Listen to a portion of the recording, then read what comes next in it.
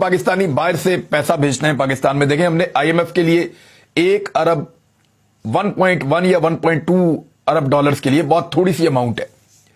اس amount کے لیے ہم نے آئی ایم ایف کی تمام شرائط مانی ہے, اور وہ اوورسیز پاکستانی جن کو ہم ووٹ کا حق نہیں دیتے, وہ اوورسیز پاکستانی جن کو ہم ان کا کوئی حق دینے کو تیار نہیں ہیں, وہ 30 ارب ڈالر سے زیادہ پاکستان ہر سال بھیجتے ہیں. لیکن ان کا پیسہ بھیجنا بھی کم ہو گیا ہے. بڑے لمبے عرصے کے بعد جو اوورسیز پاکستانی ہیں انہوں نے اس مرتبہ جو پیسہ باہر سے پاکستان بھیجا ہے وہ 2 ارب ڈالر ماہانہ سے کم ہو گیا ہے. یعنی اس مرتبہ بیرون ملک جو پاکستانی ہیں انہوں نے یہ جو 31 مہینے کا ریکارڈ ان کا ٹوٹ گیا ہے. 31 مہینے سے جو وہ پیسہ بھیج رہے تھے وہ 2 ارب ڈالر سے زیادہ بھیج رہے تھے. لگ بھگ 30-31 ارب ڈالر سالانہ وہ پاکستان کو باہر سے بھیجتے ہیں. لیکن یہ ایک ایسا مہینہ شروع ہوا ہے پچھلا جنوری کا جس میں 2 ارب ڈالر سے بھی کم, یعنی 1 ارب 90 کروڑ ڈالر سے کچھ زائد کی ترسیلات زر یا باہر سے جو فورن ریمیٹنسز ہیں وہ آئی ہیں. تو یہ پاکستانی جو ہے جتنا پیسہ آئی ایم ایف سے بیچارے کما رہے ہیں پاکستان کی گورنمنٹ منتیں ترلے کر کے, اس سے زیادہ نقصان جو ہے وہ دوسری جگہ پہ اوورسیز پاکستانیوں کو ناراض کر کے یہ اٹھا رہے ہیں. کوئی پالیسی سیدھی نہیں ہے. بہت ساری کمپنیاں پاکستان سے بھاگ رہی ہیں.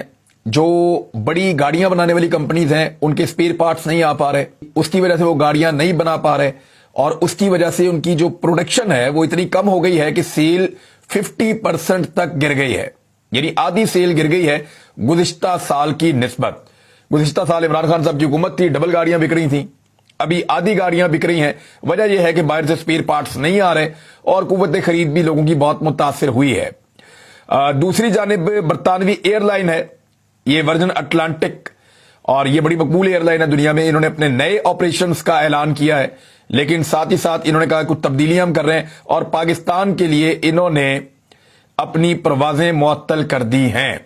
اب یہ بھی گورنمنٹ آف پاکستان کی ایک ناکامی ہے, اور اس طرح کی چیزیں ہوتی رہتی ہیں. دیکھیں جب معیشت کے اندر کانفیڈنس آئے گا, جب پاکستانی زیادہ پیسہ بنائیں گے, جب پاکستان کے اندر ڈالر کے مقابلے میں روپے کی قدر مستحکم ہوگی, جب تھوڑا سا پاکستان کے معاشی اعداد و شمار پازیٹو آئیں گے, عالمی ریٹنگ ایجنسیز یہ کہیں گی کہ پاکستان اب بہتر پرفارم کر رہا ہے, تو اس وقت یہ ساری کمپنیز پاکستان میں واپس آ جائیں گی.